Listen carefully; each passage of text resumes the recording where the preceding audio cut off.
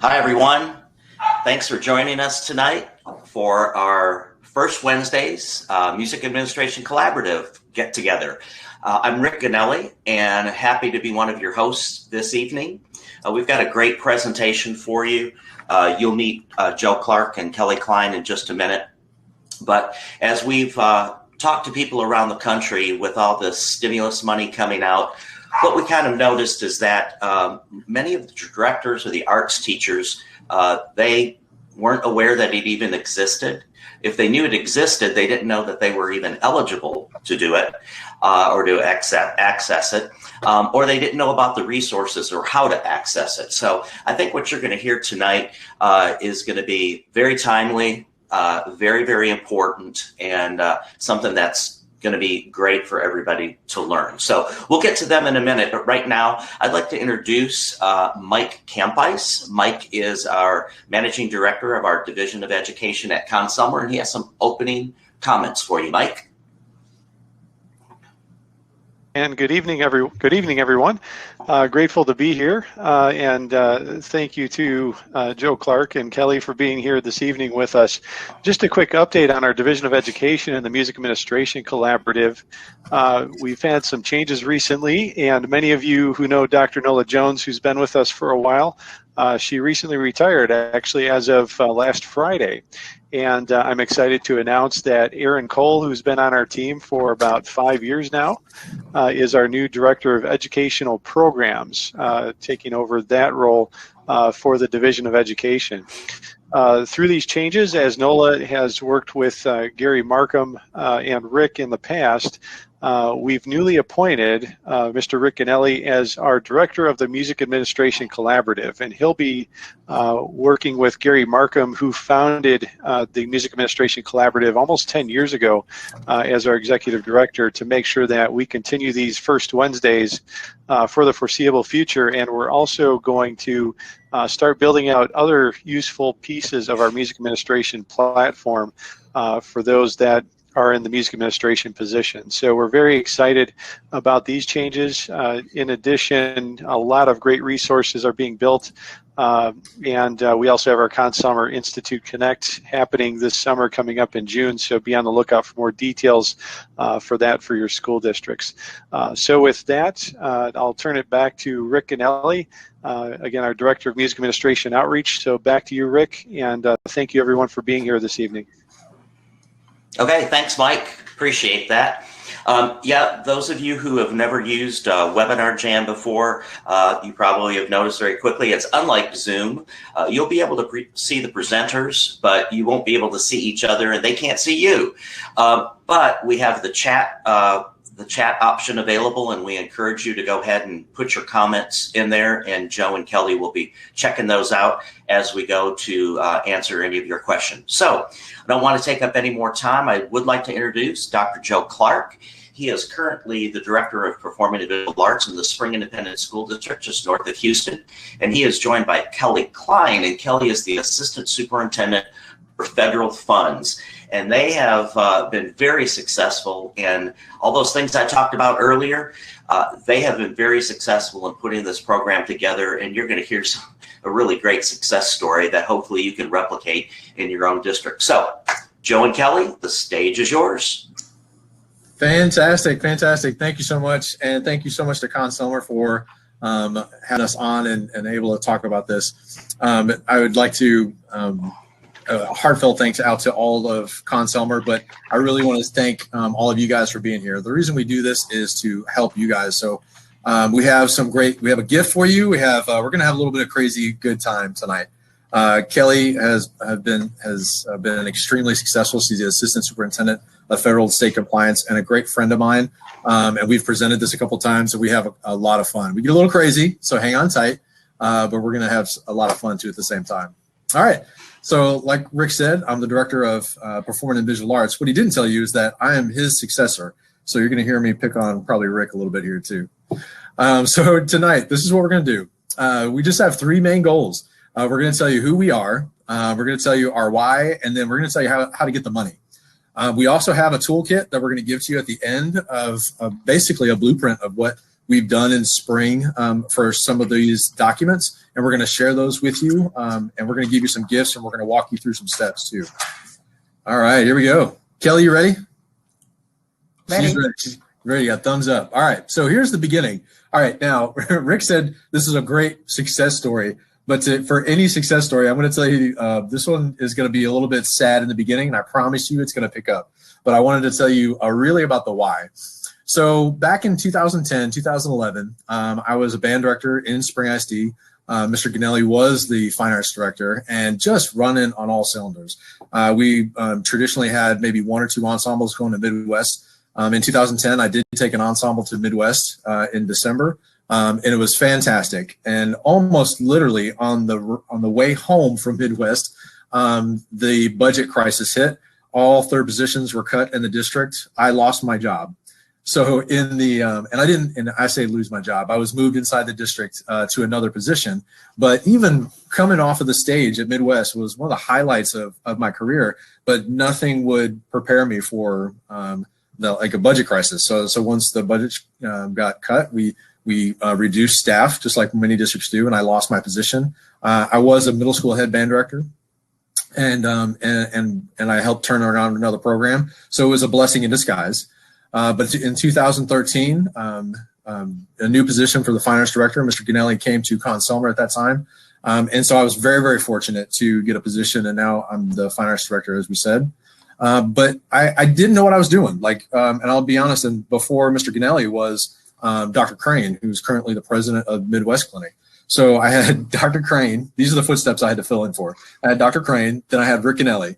And so when I say that I had a Ferrari that was on autopilot, it was a Ferrari. I mean, it was basically, it was running, and all I had to do was get in and drive the keys, and just keep the keys in the ignition. But basically, I didn't have a why. So for 2 years, I didn't have a why. I was blessed with this huge department and 175 staff members, and I loved all of my staff members, and I still do, but I didn't have a why. I wasn't solid on it. So in 2015, another staffing cut came through, and in June, we had to reduce 27 band directors and choir directors from the district, and I fully blame myself. It was another budget pullback, and I didn't have a clearly articulated why. And there was a budget crisis, but we had to pull back on some of those staffing positions that we had. And it was June. Let me emphasize that. Can you guys type June in the text so I know you're there? Yeah, it was June. So think about that. Many people were already still on their summer vacation, and we had to reduce by 27 staff members. Then following that, 2016 was still not a great year for budgets. We got reduced 5 years in a row at 50%. So overall, 50% down from 2013. And that was my wake-up call. I'm going to be honest with you. That was my wake-up call. And I promise you, the story gets better after this. So my why turned into, like, I gotta figure out what I'm doing. Like, I need to know what I'm doing, and I need to align my why. So I dug in. You're going to hear me mention some other districts here in a second that I really leaned on.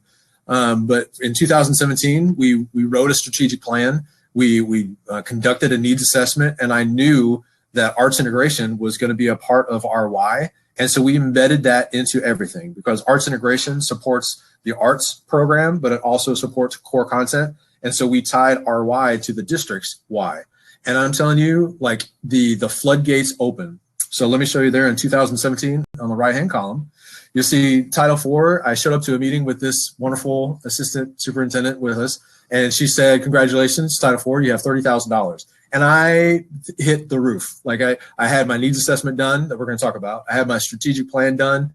I knew everything I needed for there, and I was prepared. I asked the right questions. And Kelly, I hope I asked the right questions. Did I ask? Well, you did. And I just want to interject here. You Sure. know, he's not giving himself enough credit.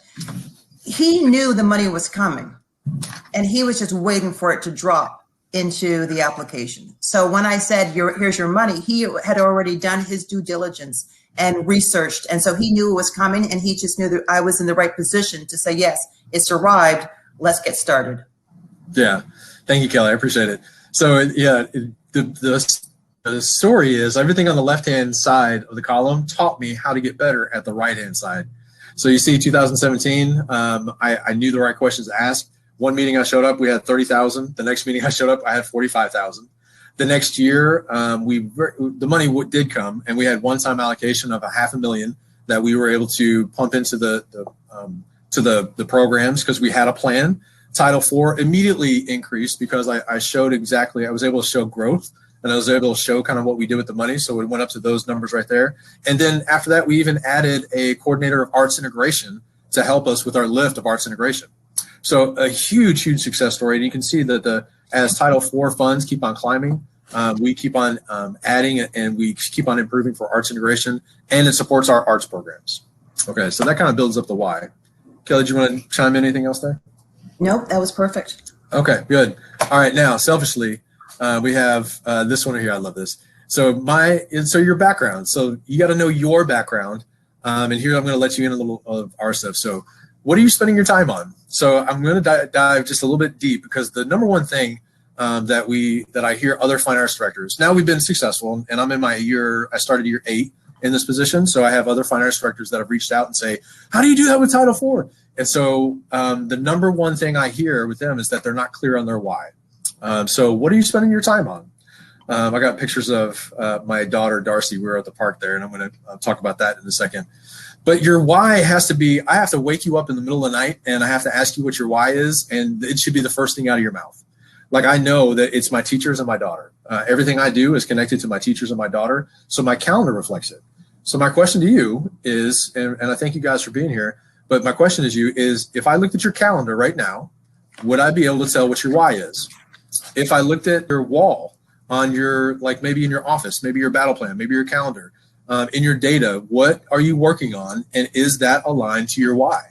Have you been really articulate about what your why is and why you're doing what you're doing? I really love Clayton Christensen. He passed away recently, but he writes for Harvard Business. And his quote is, "A strategy, whether in companies or in life, is created through hundreds of everyday decisions about how you spend your time."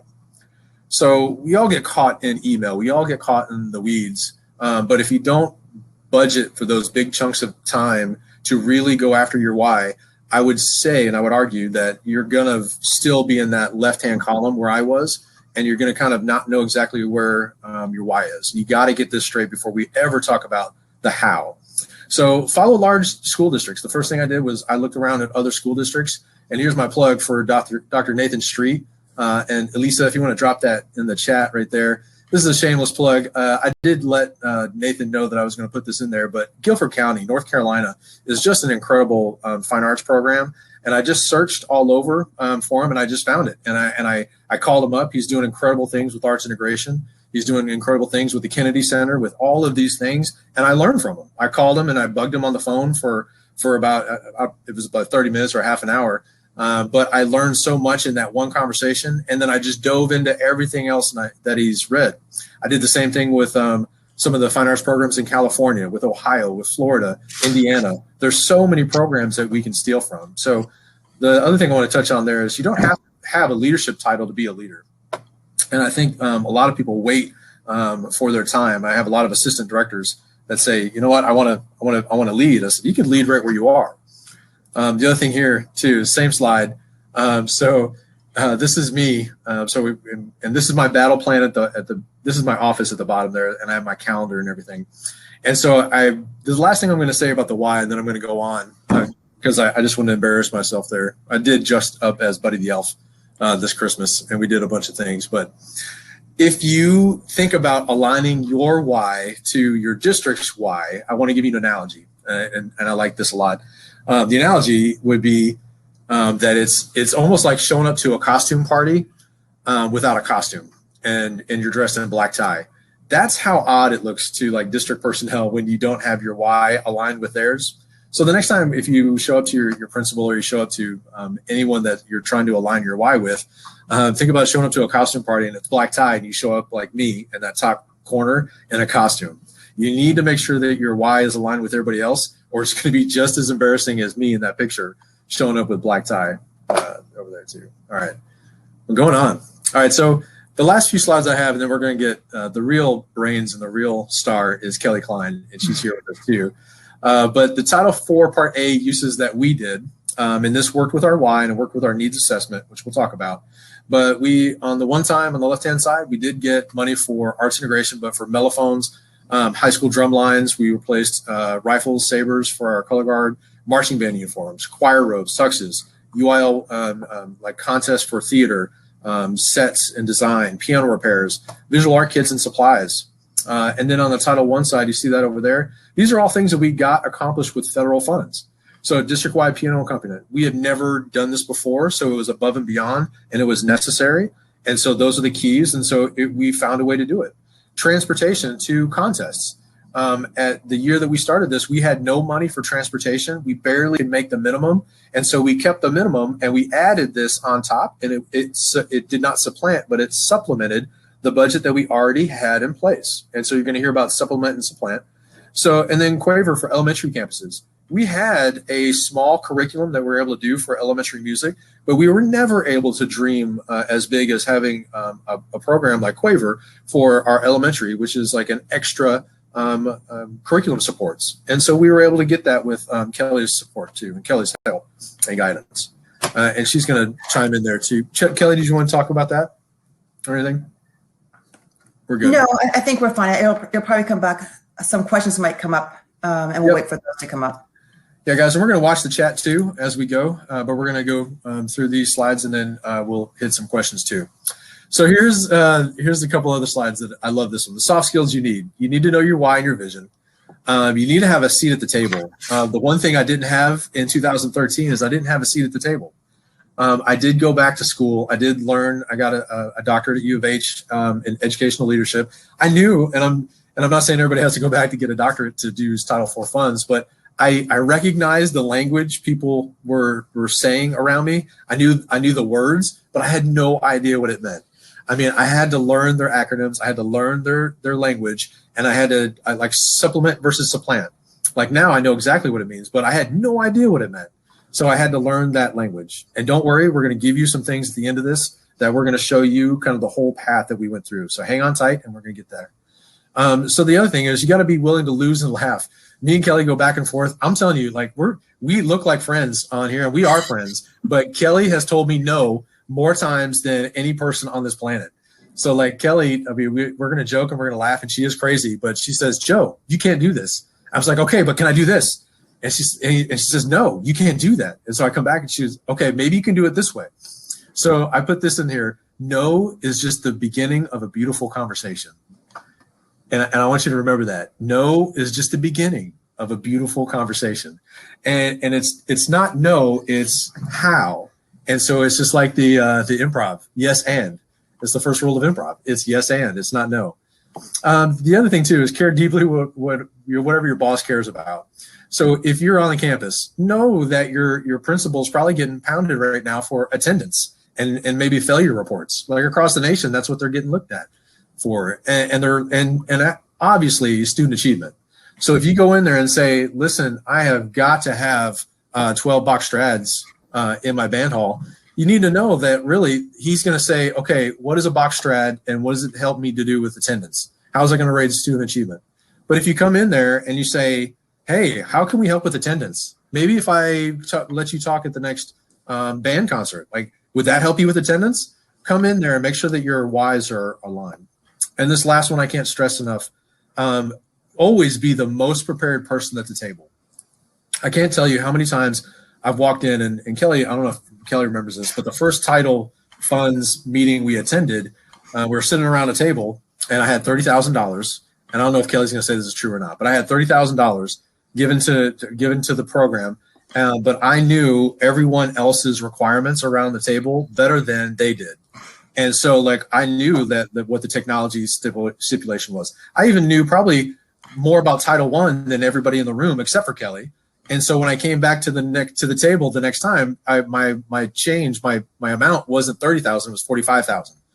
And it's grown every year because I'm always the most prepared person in the room. I want to be. So here are the hard facts. And let me add to that. And so you'll see throughout the presentation, there's different thresholds for each section of Title IV. And Joe knows if some program leaves money on the table, he's going after it. And that's when I kind of have to light a fire under my other program directors, like, Joe's coming for you. So you need to spend this money, because he knows the percentages. So he gets more than what is the minimum. It's because his program is so strong, and he shows it through a needs assessment. Yeah, thank you, Kelly. And I want to go back to this too. Like, I do steal money left and right, hand over fist, and I make no bones about it. Like, there's a time of the year. I didn't say steal. I did. It's okay. This isn't being recorded, is it? No. Okay, good. Yeah. So I do steal money, but what I do immediately after that is I show how it impacts kids. And once you show how it impacts student achievement or how it impacts kids, and everyone sees that that's a viable tool, then the money comes out of the woodwork. And so I know exactly where we are on our allocation for technology. I know that we have to at least go 20% here, 20% here, not more than 15% here. I know those barriers to make sure that we watch. And so I know before I go to Kelly that if she's got, she doesn't have any room left in technology, I know I can't ask for technology because we can't do it. There's a guideline there. So here's the hard facts and the documents we're going to share with you and what we did. Supplement, not supplant. You can't replace federal funds with something that you've already existing had. So like if I had a field trip or something that I paid for last year, and then I want to use title funds for that, you can't. It's got to be above and beyond. You can go to another trip that supplements the original instruction, but you can't supplant it. That was back in 1965, back in FDR, I think. So the PVA strategic plan, that's Fine Arts Department. I did have a strategic plan, and my department knows about it. And I was able to, and you'll see the next bullet right there, ADA, which is attendance, discipline, and academics. And this is important. When I talked to my department, I even said, this is what we care about. We care about attendance, discipline, and student achievement. And I said it over and over, and I did just like this. I said attendance, discipline, and student achievement. Sometimes I said behavior. And and this is a little anal, but I even said it with the same hand gestures. I said attendance, behavior, and student achievement, just because it looks weird, right? And I kid you not, I said it so many times that I just wanted everyone to be ingrained. So I had the oral and I had the visual of me doing this. And then I swear my boss talked to the board members, and my boss even said, PVA is about attendance, behavior, and student achievement. They even repeated the same sessions that we had. And so what we have is, like we talked about, student attendance, behavior, and discipline over and over until we could do this. It was in our needs assessment, and our needs assessment was research-based. And so you're going to talk about, you'll see what a comprehensive needs assessment. And I'll be honest, I'm going to share with you the huge needs assessment that I did. And then working with Kelly, we're going to get it a lot shorter. So don't get scared when you see behind. But I'm going to share the long one with you, and then I'll share with you the short one-pager that Kelly likes a lot better now too. All right, so that's a lot of talking. I'm going to hand it over to the real star of the show. She's going to walk us through really what she looks for all programs, and then we'll go. All right, Kelly, it's all you. Good. Well, thank you, Joe. I've been told that I can't touch the keyboard, so Joe will be switching the slides for me, so I'll give him the cue. I do want to make one comment before I get into what ESSA means. Joe mentioned attendance, ADA, which is average daily attendance. In the state that we are in, I'm not quite sure if this is a federal part, but 55% of our budget is based on students coming to school, right? That's how our teachers get paid. That's how our programs run. That's your general fund. So think about every time that child comes to school, the state is paying you or paying the district to support that school with resources, or that district with resources. So Joe has found a way to leverage his program to encourage kids to come to school. Now, in our pandemic, can you imagine having a robust PVA program? He didn't miss a step. It is as good or even stronger, right, as it was before. So, my background is school health way back when.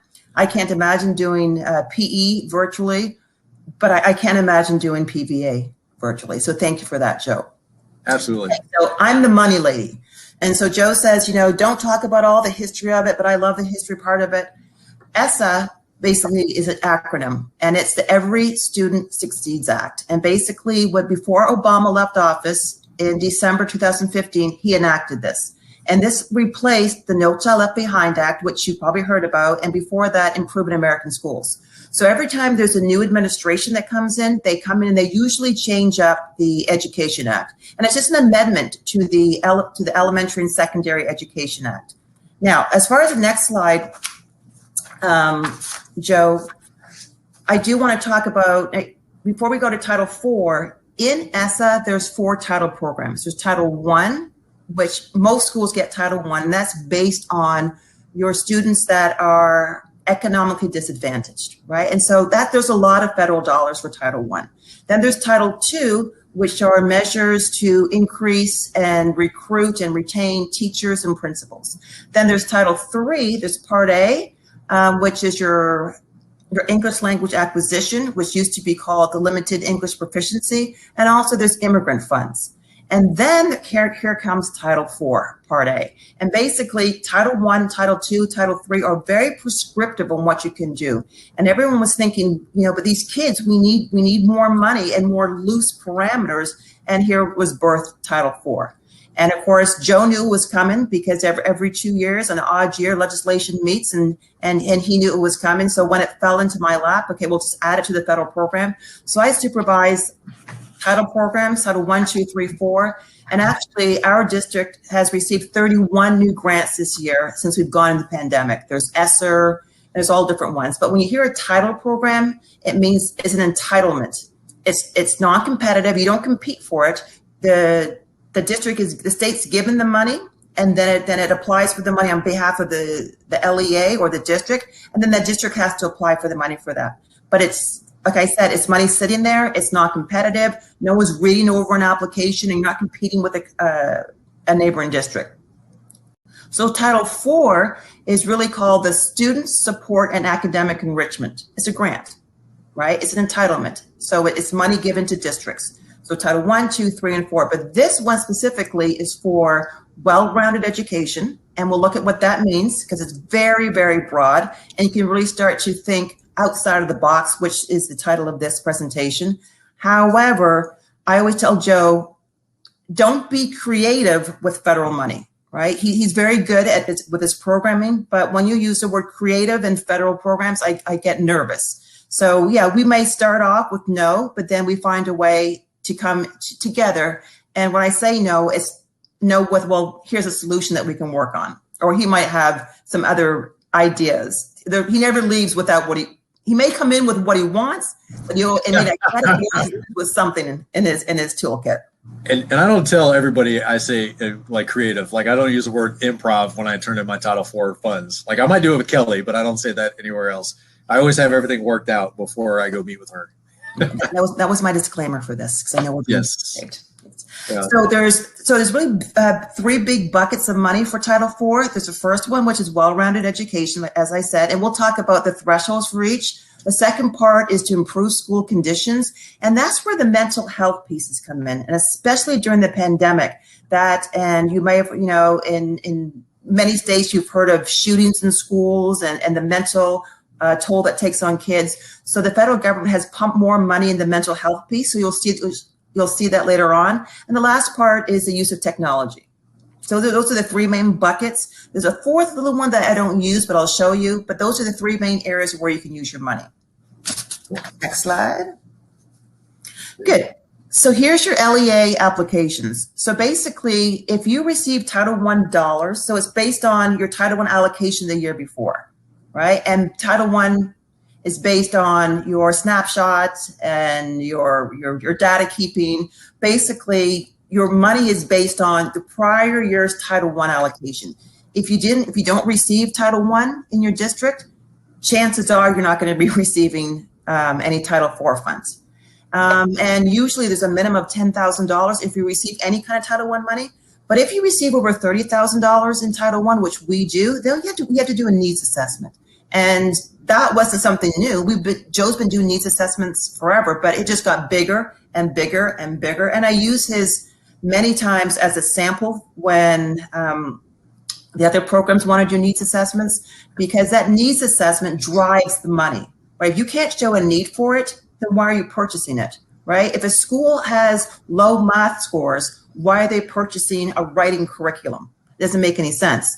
If the writing scores are low, then purchasing writing curriculum makes sense, right? So there has to be a connection between the need, right, and the funding source. So I talked to you before about the thresholds. So in the law, it basically says for well-rounded education, and I guess I put WRE there, at least 20%, okay, must be used for well-rounded education. 20% must be used for safe and healthy schools, right? And the rest can be, and a portion can be used for effective technology. So in our district, we meet that 20% threshold for each, right? And here's where we start to do some, as Joe calls my negotiations with them, right? It's actually, Joe gets about 45%, and then school health gets about 45%, and we split school health into school health and mental health. And the last part is digital literacy, and they get a little bit. It's all it says is some portion. Right now, as long as I put those buckets in there, if my 45% that I put in safe and healthy schools don't spend their money, then I could do an amendment and move that money over into well-rounded. But once they know that Joe's on their tail, that they end up spending that money very quickly. And I'll tell you what, Kelly, we're doing pretty good on time, so I'm going to answer this question. Steve has a question. He was talking about in the chat. He says, "Hi, Kelly. Does your district distribution Title IV Part A funds, does it go towards school site budgets? What percentage of Title IV do you keep at the district level?" So talking about the district and the local level. And I would say too, and I'll let Kelly chime in too, for me, like I work hand in hand with our local campus level. All of my money goes towards local. So when you're talking about 45% goes towards us, like all of that goes to a campus. So if you're on a campus, I would suggest having your why, your needs assessment, and we'll show you how to do a quick one-pager type of needs assessment, but have that needs assessment and show the person above you what you could use. If you don't have a fine arts director, then show your principal. If you don't have a principal, you have a principal, then maybe that principal can work with the federal funds person above, that somebody is helping out watch those funds. So it's just getting a seat at that table. Kelly, how did I do? Was that okay? Right? That was pretty good, but okay. So when the money comes down, it goes to the district level. So Joe gets the money in his pot. But then what Joe does, Joe's very equitable. He makes sure he takes care of all of his campuses.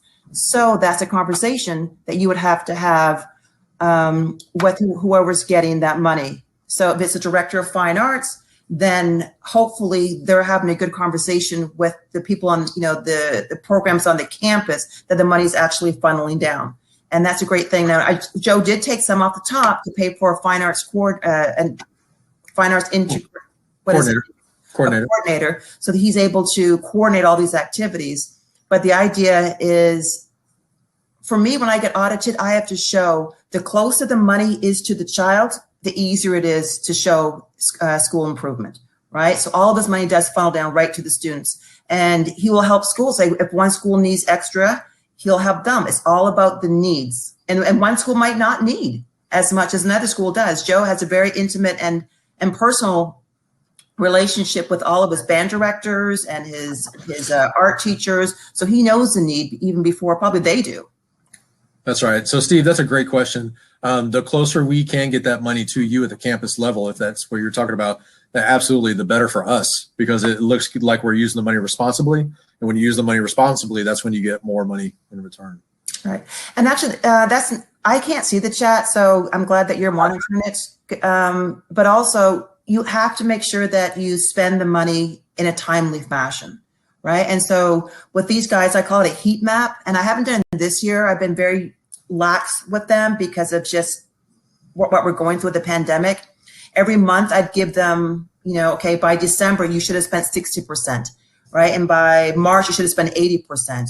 And the problem is, if you don't spend your money until the end, that's almost like, that's a trigger to be audited. And we have been audited before, right? And we've made mistakes before. And of course, at the beginning, you're going to make mistakes.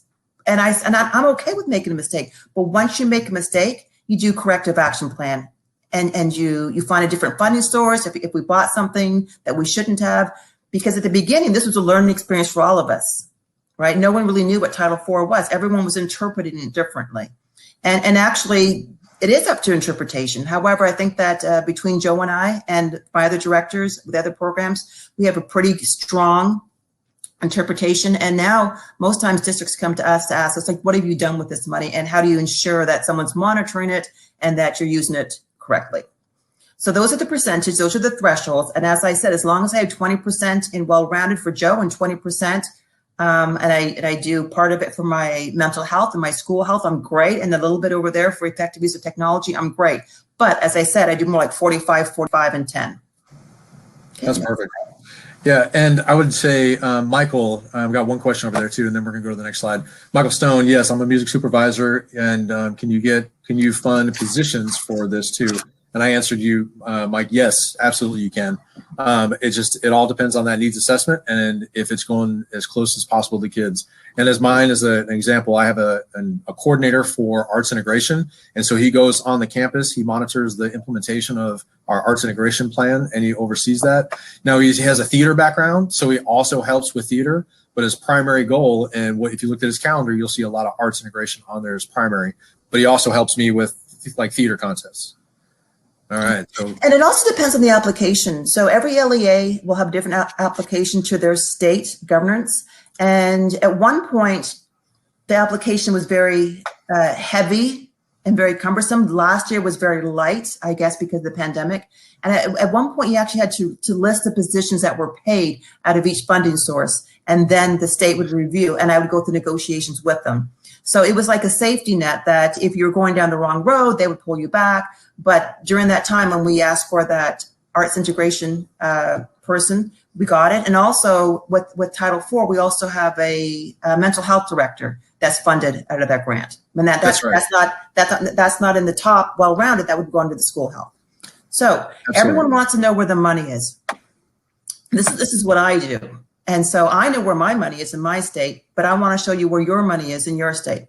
So because there's 51 people and I don't know where they are, Joe, pick a state, any state. I'm going to start with Colorado. I like Colorado. I just came back from a ski trip over there. So if you're from Colorado, thank you. I had a blast. I got my 5-year-old on skis for the first time. Was not successful, but went good. Okay, I digress. No, hold on. So in the PowerPoint presentation, which is in their toolbox, right? This link is on there. All he did was press the link, and it took him to the U.S. Department of Education. And so now, and he's also going to put it in there. So we're choosing Colorado, and I'm doing Colorado. I'm not in Colorado, but I'm doing Colorado to show you that this is something that every state has. So he's going to choose Colorado, and here we go. So Michael, Michael Stone. So if you're looking for how much money your district gets, this is exactly what you would do. So that's why I put that link in the chat for you guys too. So you can do this at home too. All right, here we go. Sorry, right. Colorado. So we're doing Colorado, and let's see. So I am going to the state of Colorado, and okay, let's see here. And technology is my friend. Let's see if this works. It should take us to the Colorado. There it is. State Department of Education for Colorado. We're going to hit that link, Joe. No problem. So you see we're still in the ed.gov. So now we're going to Colorado. Right. And everyone, I'm sure every state has a different term. Whatever is a state governance, right? And then I would go to the search. And I think for this one, let's put in ESSA, ESSA allocation. And of course, we practiced earlier on, as you see it. It did, so yeah. Yeah, of course we had to practice.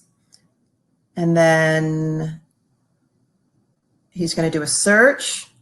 Okay, then we're going to look down. Oh, look at that. The first one, which is great because sometimes you kind of have to play with it and move around with each state. But he's going to press the ESSA applications. Now, we did talk. Now, Joe mentioned that at first I gave him the very first year, 17-18, I gave him $30,000. Then I came back and gave him $45,000. Well, it's not me. It's what happens is that you first have almost like a pre-planning amount, and I'll show that, which comes out in April. And so really this should start coming out in April for 2021-22. And then if say you have 50 different LEAs in the state, and only 45 of them decided to apply for these funds, they take those 5 other districts who didn't apply for those funds, and they put it back in the pot and redistribute it. So that's how we went from $30,000 to $45,000. Because even though it's money and it's free money, It's not free money because when you receive federal dollars, there's a lot of stipulations. Like I have to do reports. We have to stay in compliance. We can be audited at any time. And some districts just choose not to accept the money. So we're going to look at this. Now we're in Colorado right now. Let's go to the top one. We're going to look at the revised final. So final allocations. Okay. So the first one came out so the first one would have come out in April. Then I would have received an application in May. And then about December, you saw December 8th would have been the final. Now, let's choose a district. Let's choose number 3, Adams County. So the district is called Adams County. There you go. Remember, your allocation is based on your Title I allocation. So let's look at Title I. And can you go to Title I first? Yep. There it is. So that district, that district inside the state of Colorado received $2.31031 million in Title I. Okay, and then what they would do, I would get it. I would take probably what the law says, 70% must go down to the campuses. I can keep 30% at the district level for some district level activities, but of course everything goes right straight down to the students in some way. Title II, Part A, which I told you was a teacher quality. Look there, they got 325. So I'd call my Title II person up, right? And that's really for professional development. So if you have a professional development department, those are great ways that we can develop our teachers to recruit them and retain them. Our Title III, look at that. Remember I told you, now that's called ELL. We call in our state ELA, which is English Language Acquisition. That is ELL, English Language Learners. And then, of course, you have your immigrant. Now, immigrant money doesn't come to a lot of districts, okay, because it's very difficult. You need to make sure that you code. And I also work in the PEIMS department. So coding is very, very important with these funds also. So for Title III, Part A, there's ELL and there's immigrant. So that goes to my director of multilingual. She gets that money, but then she sends it right down to the campuses based on need. One campus might have 50% of the student body are English language learners, and one campus might have 2%. Well, the need would go to the campus that has a higher percentage, right? You have to show need. Joe, did you want to say anything before we go to Title IV? Nope. Show me the money. Show me the money. Let's do the money. Don't get, now I'm looking at the zero. I'm like, oh, for crying out loud, did we check the wrong one? That's Title IV. That's Title V. See, don't forget Title V. We're not talking about Title V. We're talking about Title IV, Part A. And also don't get confused. That's the money. And I will tell you, there's probably Title IV, Part B.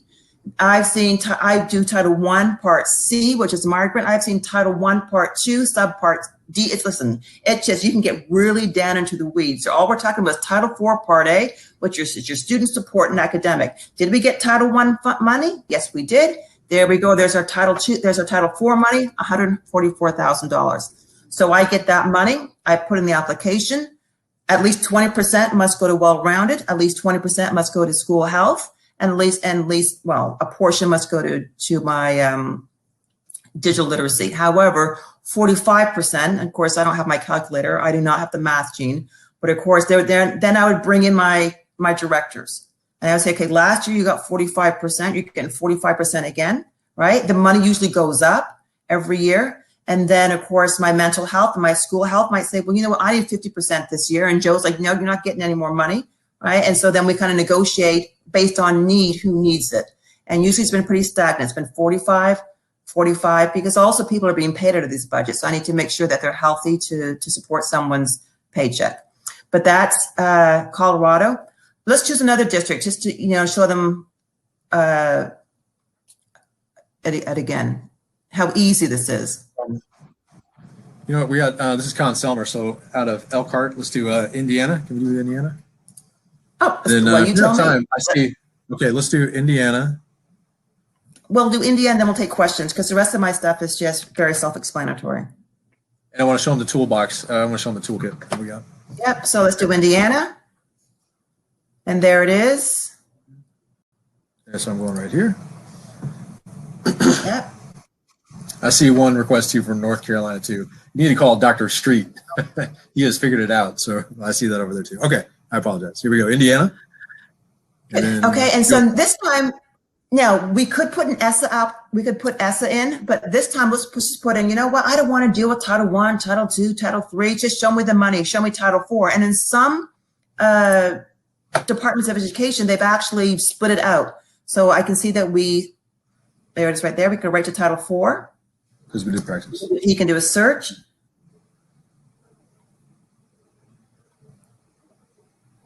It's coming. It should be coming, maybe, okay. Oh, look at there's Title IV right there. Let's see what, and sometimes it's got to keep on clicking until you find the money. You want to do this one? Right? Yeah. We don't want to get into the application and all that. That's specific to that district. Oh, and there's allocations. So you're gonna want to look for the word. Is it allocation PDF? Yeah. Yeah. Okay. That's preliminary. Remember, something comes out usually in April, right? They didn't put their final one on there. That's fine. They would have got that eventually. Okay. Well, let's look at the top one. Okay. So we are in the state of Indiana. Adams Central Community Schools receives $54,000 in Title IV funds. And then they bring in, they would bring in the directors. One would be, now when we look, I bring in Joe under well-rounded, but well-rounded, and I know I probably shouldn't say this, well-rounded doesn't mean it has to be fine arts. There's a lot of ways that well-rounded can be defined. And actually all the definitions is in this resource. We're not going to have time to show this, but in this resource, what I did is I actually highlighted the areas for you. You guys can see this, right? They can see this, right, Joe? Yep. Right? In here is all the areas. You are going to show it? Yep, done. Okay. So this, you want to go through this because this is what the USDE is put at. Now, what happens is every state comes back and they have their own guidance on their interpretation of this, right? But because this is a national meeting today, we're going to follow this. But if you go to your state, you'll find your state guidance. And then what I do from this is I have my own federal and state programs guidance, and then we just dig a little bit deeper. So we can be more restrictive if we want to than what the state says. So Joe are you going to find that piece, Joe, or not? Yep, I will. I'm sorry. I was answering a question. I had a great question. Wayne was talking about about funding positions. Another thing too I want to bring up too is I also do stipends to help teachers. So we have board approved stipends using Title IV funds to help with arts integration. So not only do I have an arts integrated coordinator, which is a position, Wayne had a great point. It's like, well, how sustainable is it to do it through Title IV? Title IV is never guaranteed, but I try to make sure that only 1/3-ish of my budget of my Title IV funds would ever go towards a position. And I try to just keep that cushion in there, but I also do stipends for people that help with arts integration, like performances or arts integration, any kind of demonstration of understanding. Yeah, okay. That's a great point, Joe. He's completely right. To fund someone under title funds are not guaranteed from year to year. So, and also, if you do, what you need to do is find me in your district, because if they do fund someone out of a federal fund, they have to sign a job description that says, in light of this, basically, if these funds were to go away, your position would be eliminated, and then we'd of course absorb them someplace else, hopefully. But it's year to year, depending on the funded amount. And as I said, these title programs pop up all the time, and I'm hoping Title IV is here to stay for a while. But I've seen them come and go. What he's showing you right now is this document right here. And it just kind of goes through the allowables and unallowables. But I do want you to go to page 6, Joe, at least to show them. Everybody. Yep, I'm sorry. And I was going to tell everybody, I'm going to scroll, but you guys are about to get this here in a second. So you're going to get a link to this. I just want to, before everyone jumps in and it clogs up, I want to keep it just me in there. And then a second, I'll drop it in, or Elisa will drop it in the chat in a second. Don't do it yet. Let me find page 6, and we want to show you this page here. And look, Kelly, look at you. You're such a rock star. You made a note for everybody. You highlighted for everyone. I made those notes. Wait, I didn't make those notes. I made those notes on the side? Oh, for crying out loud. I didn't want those notes to show up. Can we get rid of those notes? Yes, I'll get rid of them. Resolve them, yes. Thank you. I think I had a conversation with the group before that I am on the cusp of retirement. And if I could go back to the rotary phone that was black and not do technology, I would appreciate that, because Google Docs has been my nemesis, and I'm learning, but yet not interested. But, oh no, you took away all my stuff now. You said to resolve them here, but it was highlighted. I'll fix it before it goes. But anyways, the first one, I want you to highlight the first bullet. So there you go. So well-rounded. Right here. Basically, I'll read it. It says, improving access to foreign language instruction, arts, and music education. So which part of that do you think Joe Clark jumped on?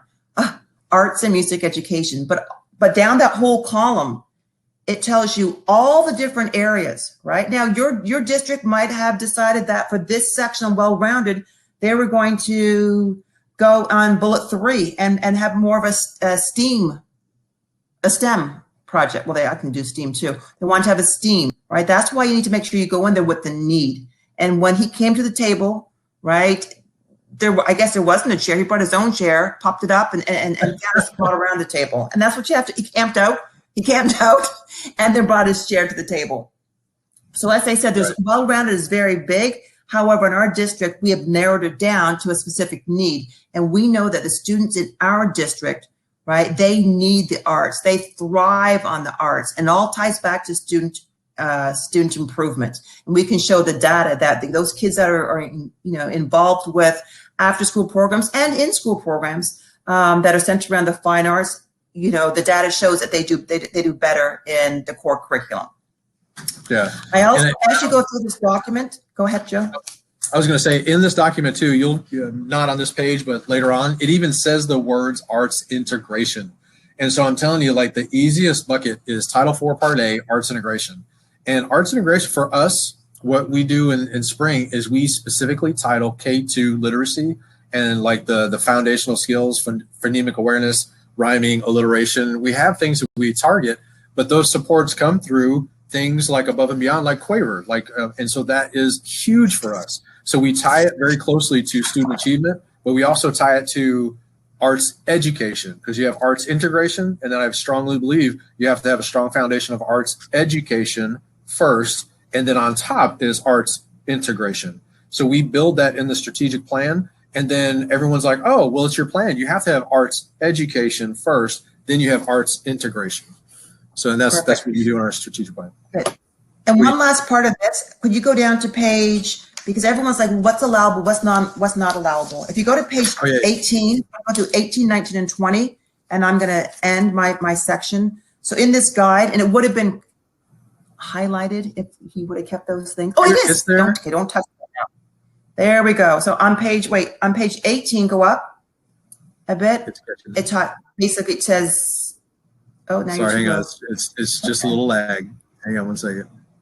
This is why they say don't do share screen. On the bottom of page 18, it says allowable activities.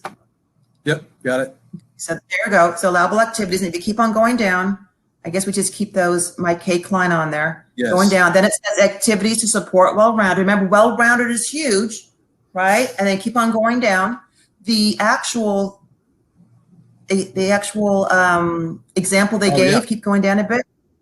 Yeah, but keep going down more. They gave an example, and there it is. They use a music and arts as an example of, remember, in well-rounded, of all of these different areas. In our district, we chose to use our well-rounded for arts integration.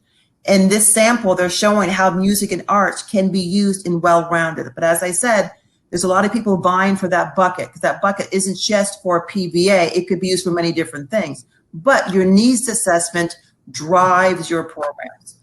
And as far as my other slides, hang on, Joe. As far as my other slides, they're just basically what we do in our district. And he can leave my email address. And if you find someone in your district that does the same thing as me, I can have a conversation with them.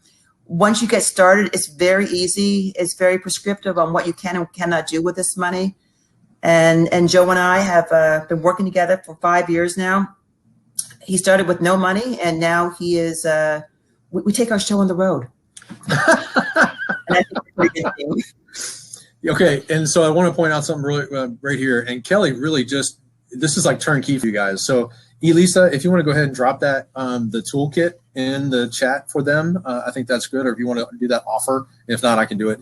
But right here, you even see where it says Arts Ed Search. And that's kind of like one of the clearinghouses. If you're familiar with that, great. If not, you get familiar with that. That's where a lot of those research things that I found, like you'll see Otis Elementary right here. You'll see a lot of research that's already done of other programs that are now using Title IV funds and what they used it for in other states. So this is ours, and so you're more than welcome to use all of our information, but go there to the Arts Ed Search, and you'll see Kelly's even highlighted exactly what you could do and use in your argument for when you're talking about Title IV Part A funds. And I'm going to stop sharing, and we're going to take some questions, and then we'll go from there. All right, let me find my... Now that guide that he showed was the USDE guide. So anything in there is fair game. So that's not, and so from there, they drill it down to a state guide, and then I drill it down to a district guide. Yeah. So I'm looking at the time. I'm sure Rick's going crazy because it's 5 minutes. So do we even have time for questions? Yeah, we can. Yeah, and so we have a couple questions over there too. It sounds like you're using Title I funds as well. Consider your connection to achieving Title I goals. Yes. Our school's using Title I funds for arts integration. Our Title I is a little tricky, and I'll let Kelly chime in too just a couple of seconds. Unless the whole school, like if I had one campus that was the entire campus and arts integration was the primary reason for that entire campus to improve student achievement, you might be able to use Title I. I'm just going to say, there's so many other fish in that Title I pond that are people that are fishing. The Title IV pond is not crowded. The Title I pond is very crowded. So like if you got a pole and you only got time to fish for one fish, go to the Title IV. Title I is possible, but it's got so many restrictions. Kelly, yeah, well, okay, so yeah, he could find a good argument to use. However, it really stipulates it's for core curriculum in Title I. So when you're looking at math, reading, writing, science, all the big main core curriculum is what they want you to concentrate on. And that's why the arts people are like, well, what about us? We know the data is there. Well, here comes the birth of Title IV. It's a lot more lenient and allows you a lot more flexibility with those funds. But Title I it's really hard to spend. It's because it's so prescriptive on what you can use it for. Exactly. All right. So I think we're almost, I see David Vanderwalker. Oh my gosh. I've taken your books on vacation, Mr. Vanderwalker. Thank you very much for please check out his books over there too. Shout out there. And if Dr. Nathan Street's in there, thank you for everything. And if you guys want to put it in the chat, I'll kick it back over to Rick. I'm going to double check the access because it doesn't matter how many times you check the access for folders. It says probably can't access, but you should be able to view the files. All right, Rick Ganelli, thank you so much. I appreciate the time.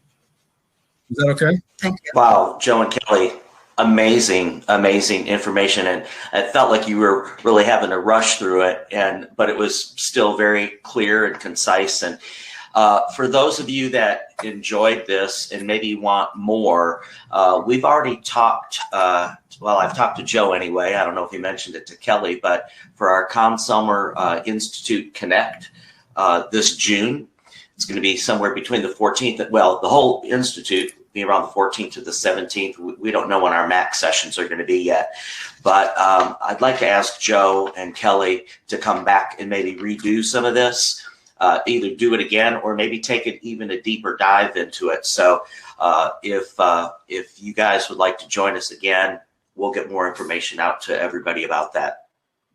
I want to also invite you to the next First Wednesday, which is going to be March 3rd. And Dr. Tim Watson-Heiser will be interviewing a special guest. I'm not going to give it away yet, but we want to share with you a statewide grassroots effort to train fine arts teachers to be good advocates. It's really going to be a powerful thing. Somebody asked me earlier, how do I sign up for these? Can I sign up for them in advance? We send out our email blasts. There's several that go out throughout the month for you to sign up. If you got this email about today, but you've never gotten any others, we typically send them out to our people on our administrator list only because it's the Music Administration Collaborative. But if you have an interest in administration or you have an interest in the topic, you are most certainly welcome to join us. So if you've got something on this last email and you'd like us to add you to the other one, just shoot us your email in the chat and we'll make sure we get you on that list. And the last thing I want to talk to you about is we want to emphasize the C in our organization, the Music Administration Collaborative. And we know it's not quite as easy through a chat, but it definitely is possible, as we're seeing. So I want you all to think about some really great, successful programs wherever you are. If you know somebody that's doing great work and you think it would be beneficial for the rest of the country to see it, get in touch with me about that, because we really want these first Wednesdays to be more about talking together about things. I'm going to put my email in the chat as well. And again, we certainly can hope you can join us again, same time, same place on March 3rd. Joe and Kelly, again, thank you so much. And this has been recorded and we'll have this available. And Joe and Kelly, if there are questions in the chat that we didn't quite get to, we can get those questions to you and get those answered afterwards. Okay. Thanks so much. Thanks a lot, everybody. Have a great night. It's great information. Bye. Bye.